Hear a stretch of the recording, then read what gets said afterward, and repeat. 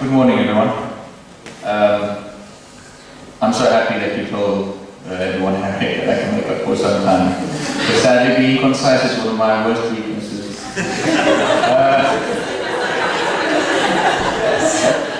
Okay. So my study is on muscular fatigue, focusing specifically on whether wearing wetsuit gloves promotes fatigue while windsurfing. So an overview of what I'm going to talk to you about today. First, I'm going to introduce myself and give you a bit of background about myself. Then I'll tell you why I'm doing this study in particular. I'll present some concepts about the study, or revolving around key concepts of the study, which is a lot of you will understand, but for the people in the audience that might not, it's good to talk about it as well.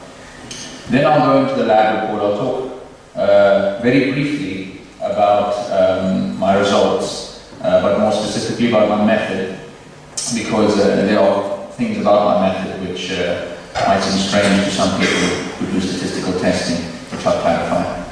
And I'll get to my conclusion and questions. Okay, so my name is Mike. I'm 29 years old. I'm a foundation degree student of marine sports science at Falmouth Marine School. I'm a qualified level 1 paddle sport coach and a novice windsurf instructor. Now, being a novice windsurf instructor, or becoming one, was actually one of my journeys to actually do or get to the point that I knew that I wanted to do this project. Because while actually getting our intermediate non-planing qualification, it was quite a cold day. It was about last year sometime, somewhere I think in December.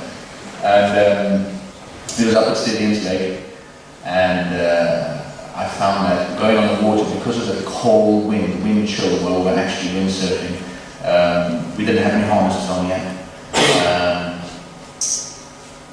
Actually caused me to let go of the boom because of the loss of dexterity in my hands, which then, of course, if you get cold, you want to put on some wetsuit gloves. But putting on the wetsuit gloves, in turn, also increased the muscular fatigue while windsurfing. So trying to find that balance and deciding which one to go for was difficult. So, as I just highlighted the first point, I would like to do the study, or did the study, to look at the factors that cause these types of fatigue. Looking at the effects of the cold, looking at the effects of the fabric, physics revolving around why the gloves actually fatigue us, why the cold fatigues us. Another motivation is to prevent injury, specifically in people who are starting the sport of windsurfing. As you get to a more intermediate stage and you introduce a harness into the sport, it takes a lot of the actual force, weight or force off of your hands. And your hands are mainly just there to control the rig instead of actually bearing your weight. And it changes the whole effect that it has on your muscles completely. I also, hopefully, through this study, want to actually make some connections with the industry and assist in developing products on the market, wetsuit gloves in particular. Now, there are already some products on the market which have started to try to tackle the implications that gloves have on our fatigue levels while doing water sports, not just windsurfing itself. But I will just go into more detail about that later after the experiment. And also to develop my own personal knowledge, simply because I find it fascinating. Okay, so the first concept to discuss is friction. Friction is very, very applicable to my study, as will become apparent later as well. Now, there's many different types of friction. Friction between liquids, friction between solids, etc., etc. But this study in particular is looking at dry friction, which is basically the resultant force that resists movements between two solid objects. Now, dry friction has more subcategories known as static friction and kinetic friction. Static friction basically is, let's give an example. If we were walking up a hill and we were to stand still, the force which stops us from slipping and falling over, static friction. It relates to the actual frictional properties between your shoes and the surface that you're standing on. If the hill that you were walking up was icy, you'd slip. If the hill that you were walking up was dry and gritty, you wouldn't. That relationship is always there between objects. Kinetic friction, let's say you start slipping and start rolling down the hill. You try and grab onto the surface and you try and spread your body weight across the road. You'll slide for a while, the friction that interacts between your body and the road will generate heat, but eventually you will come to a stop, hopefully. That is because of kinetic friction. This study will basically focus just on static friction between the participants' hands and the gloves. Okay, my study will be using or measuring the participants' perceived rate of exertion through the use of a Borg scale. Now, Gunnar Borg developed this scale, or it was published in an article in a journal called Psychophysiological Factors That Affect Performance, was the article title, in 1982. And basically what it is, as you can see there on the right-hand side of the slide, it's a scale from 6 to 20, which is used during exercise by the participant themselves to give feedback on how difficult the exercise is. Now, a lot of studies, which I'm not going to listen to you right now, you can talk to me afterwards if you're interested, have actually correlated this scale to heart rate. That's why it starts at 6 instead of 1. Because the resting rate of the average adult, give or take a couple of beats per minute, is 60 beats per minute. So starting off at 60, as the scale goes up, heart rate tends to correlate with the ratings on the scale. This is then used, because it correlates with heart rate, to estimate blood lactate levels and other things that are involved in exercise or intense exercise or light exercise. It's quite versatile. And it is a lot less invasive than other techniques. Electromyography, which actually uses needles inserted into our muscles, measures the different types of electrical impulses sent by these muscles, or vibromyography, using sound to look at the effect of muscular fatigue. Now, muscular fatigue itself is described as the general feeling we get after exercise, or the ability not to actually complete an activity. I'm going to summarize the main factors that actually lead us to not be able to complete an activity or to have to stop an activity. Energy. Our body, when we actually do exercise, whether it's walking, climbing up some, I don't know if anyone's actually tried to climb Jacob's ladder. You get to the top of Jacob's ladder, you'll be, well, unless you're a lot fitter than me, you'll be breathing quite heavily. I think it's something we've all gone through in Falmouth. Now, these energy systems in our body uses ATP, or adenosine triphosphate, as fuel. It's got various different pathways depending on how long you do an activity for and how intense it is. If you do an activity for 10 seconds as maximum exercise, our short or almost instant pathway is known as the ATP-PCR system, or phosphocreatine system. So this is for almost like a fight and flight response. It's our natural way to give us an instant burst of energy when we actually want to just, I don't know, run for our lives, or that's the natural reason it's there for. The next system is our anaerobic lactic acid system, which above 10 seconds and below 2 minutes gives us the energy we need. Above 2 minutes and beyond, at a moderate intensity, we've got our aerobic system. Now, our aerobic system is where the hydrogen ions comes into it. Positive hydrogen ions is the final acceptor of oxygen in our aerobic system, or our energy system, which involves aerobic exercise, or requires oxygen.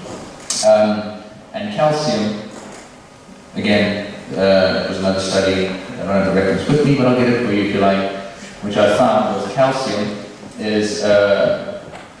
released from muscle during exercise was another thing that one study, a recent study, found can actually cause us to cease an activity.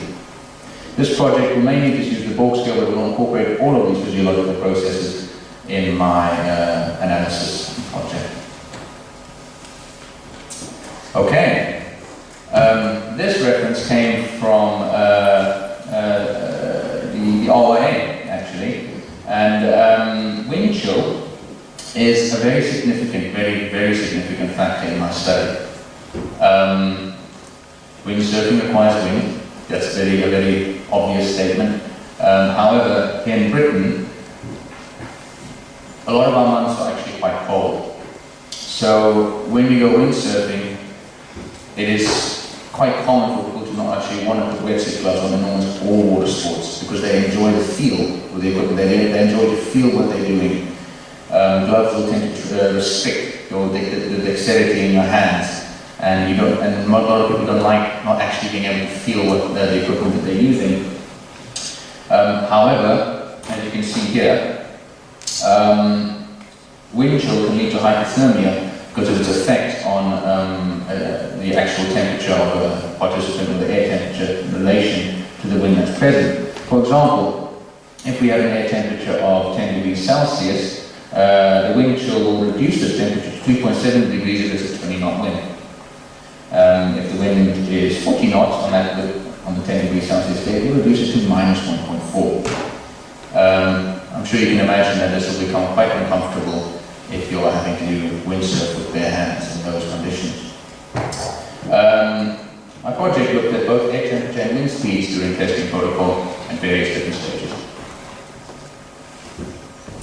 Okay, so my methodology. There were 7 university-age students with a mean age of 21, with a range of plus minus 4 years that was part of the study.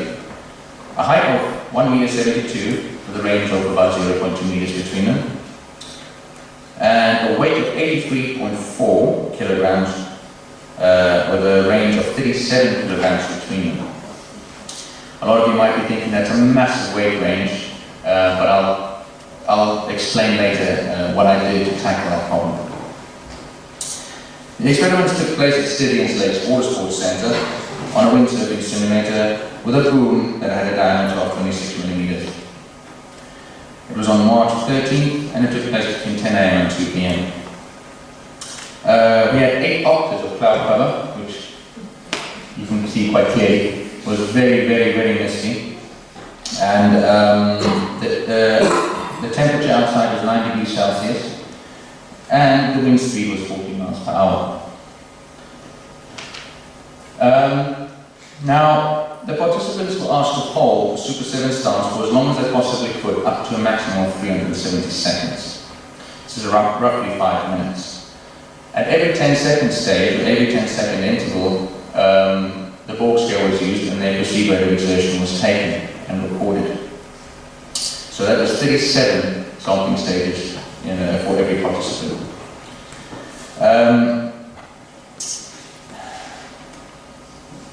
This was done with bare hands, then with 3mm gloves, and then with 5mm gloves. However, because of the huge range in weight, throughout the testing procedure, even though that the testing procedure was completed without actually splitting participants into groups, once the data was collected, participants are split into 2 different groups according to their BMI. This was done because it was pretty apparent throughout the testing procedure that the participants with a BMI above 25 were letting go of the boom much sooner than the participants with a lower BMI rating. So here we've got 2 tables after the 7 participants have been split into the relative BMI groups. Participant A, B, and C, with the group below 25 BMI, and participant D, E, F, and G, who were above 25 BMI. Now, I actually did 6 paired t-tests for this study, as well as 1 ANOVA. Now, the ANOVA posed a problem, and this is what justified or gave me the idea to do the paired t-tests. The reason for doing the ANOVA was, as you can see on the right-hand side, when comparing no gloves, 3mm gloves, and 5mm gloves for the whole population, that's for group 1 and group 2 combined, with all of their mean perceived rate of exertions at at 10 seconds, taken at every interval. Every dot signifies an interval of 10 seconds. Or no gloves, 3 mils and 5 mils. It gives it a really nice graphical layout for you to see. You can see that the no gloves had a significantly lower rate of perceived exertion than both 3 mil and 5 mil. At the top over there. The distribution of data on the left-hand side in the bar graph shows that it also followed the most natural curve. So that basically means that it was quite an erratic result for the 3 mil and 5 mil gloves between people actually letting go of the boom. Because some of the participants let go of the boom much sooner than others, trying to collect data or insert data samples for the ANOVA became an issue because once they let go, the data ceased. So I applied a Borg scale reading of 20 for the remaining points in time which data was collected up until the 372nd protocol for the participants that had let go. This could quite easily, I know, be seen as data manipulation. However, it was simply an idea that I tried to, on a spur of the moment through creativity.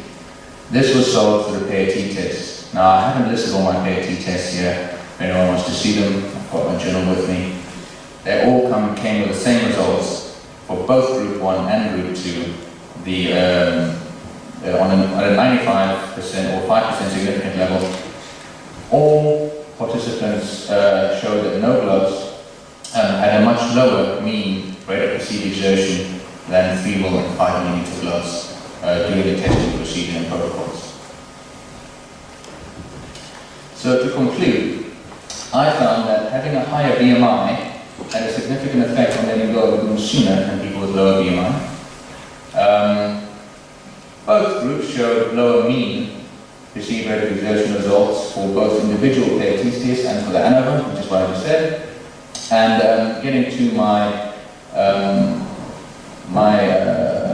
alternate hypothesis over here, the mean rate of perceived exertion while wearing no gloves and holding a superseded stance on a wind surface in there is significantly lower than the mean rate of perceived exertion while wearing 3 mil and 5 millimeter gloves, accepting the alternate, rejecting the norm. And that brings me to the end of my results section. Has anyone got any questions? Yes? Mike, don't wetsuit gloves have to be wet in order to work? Yes, they definitely do. So did you fill the wetsuit glove with water and then put their hands in it? Or did they just put them on? No. What I was looking at specifically on the day, yes. It is something that I could have thought about and should have done. However, I kind of got bottlenecked into the idea of actually looking at the effects of the thickness of the material instead of actually looking at its properties of having it maintain thermostasis or keep warm. A lot of the participants on the day filled out sheets afterwards, asked them how they felt. So it was an extra sheet for qualitative information. Asked them were they feeling comfortable, were they feeling rested enough in between the different experiments, as well as highlighting parts of their body using red on a diagram where they felt the most fatigued and where they felt slightly fatigued and where they didn't feel fatigued at all. Wetsuit gloves, yes, when they are wet, they do keep you warmer. However, none of the participants complained that they felt cold while wearing the gloves. Doesn't wearing a wetsuit out of the water make you colder because it creates evaporation? So actually wearing wetsuit gloves would possibly not have made a difference. Possibly. However, I can't, you both could be correct. It is not something that I could do without testing, creating a test. Thank you, actually. That might be my next test right there, yeah. Any other questions?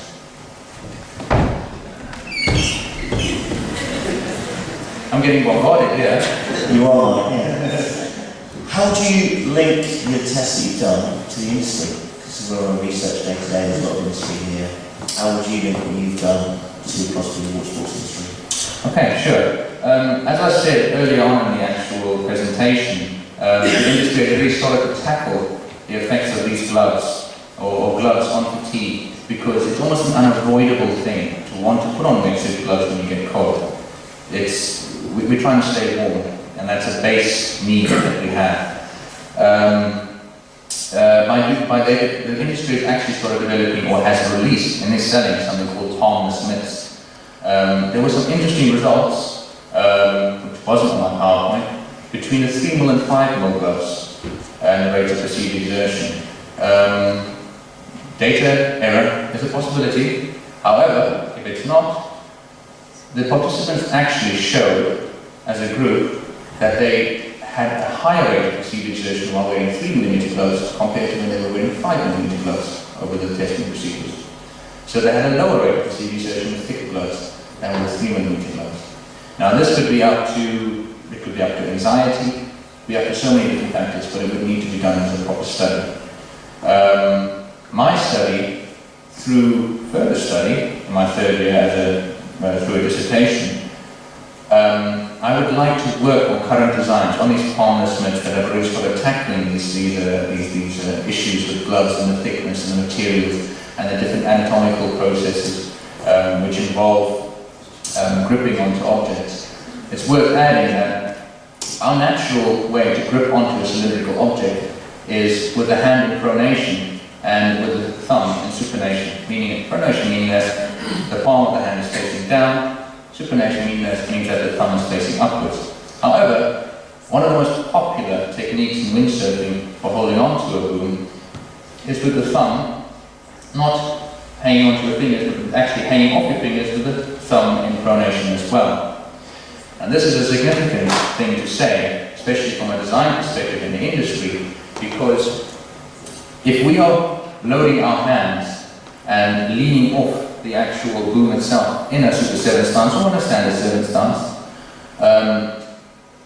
the abductor minimi muscle on the side of our hands, it's easy enough to do yourself. If you just open your hands as far as you can, you feel the muscle on the outside of your hand is actually tensing up. That muscle is one of the main muscles that fatigue while wearing gloves, because when your hands are being forced open while holding onto a windsurfing boom itself, your hand is having to work so much harder to push that fabric apart. So palmless mitts tries to remove the fabric that's unnecessary for maintaining thermostasis or keeping us warm on the windsurf by moving the fabric between the fingers and under the palm, while working delivering chill off our hands itself. Any other questions? Alright. Sorry, I know everyone's keen to. Yeah, okay, but I'm used to it. Just quickly, one thing which Kirk Danielson's most recent exam we had, effective extreme climates, when you're repeatedly in a cold environment, did you take into account the experience of each participant? Because a windsurfer that's more advanced or has spent a lot more time windsurfing in the cold has found that the peripheral blood flow to the hands and feet can increase because they're used to being in a cold environment. Those blood vessels constrict or dilate a lot faster. So, if they're more used to holding onto a boom, they might have a better grip than somebody that's a beginner. That's absolutely correct, and well done. Thanks, Dan.